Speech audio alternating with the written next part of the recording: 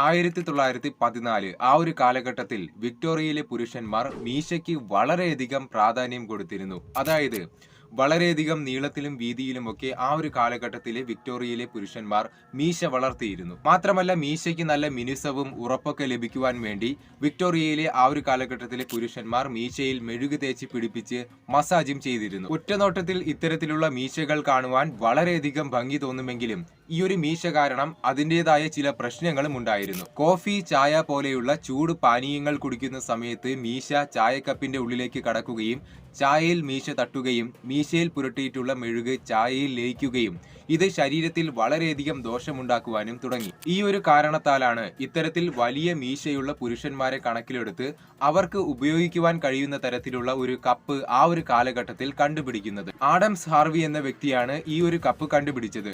ഒരു സാധാരണ കപ്പിന്റേതുപോലെ രൂപസാദൃശ്യമുള്ളതായിരുന്നു ഇതിന്റെ മുകൾ ഭാഗം. എന്നാൽ കപ്പിന്റെ ഒരു ഭാഗത്ത് അർദ്ധവൃത്താകൃതിയിലുള്ള ഒരു ഗാർഡ് കൊണ്ട് മൂടിയിരുന്നു. ഇതുകൊണ്ടൊക്കെ തന്നെ ചായ കുടിക്കുന്ന സമയത്ത് മീശ കപ്പിന്റെ ഉള്ളിലേക്ക് കടക്കുകയില്ല. എന്നാൽ ഒന്നാം ലോക മഹായുദ്ധകാലത്ത് പുരുഷന്മാർ മീശ വടിക്കുവാൻ തുടങ്ങിയ സാഹചര്യത്തിൽ മീശ കപ്പുകളും പതിയെ പതിയെ അപ്രത്യക്ഷമായി. സബ്സ്ക്രൈബ്.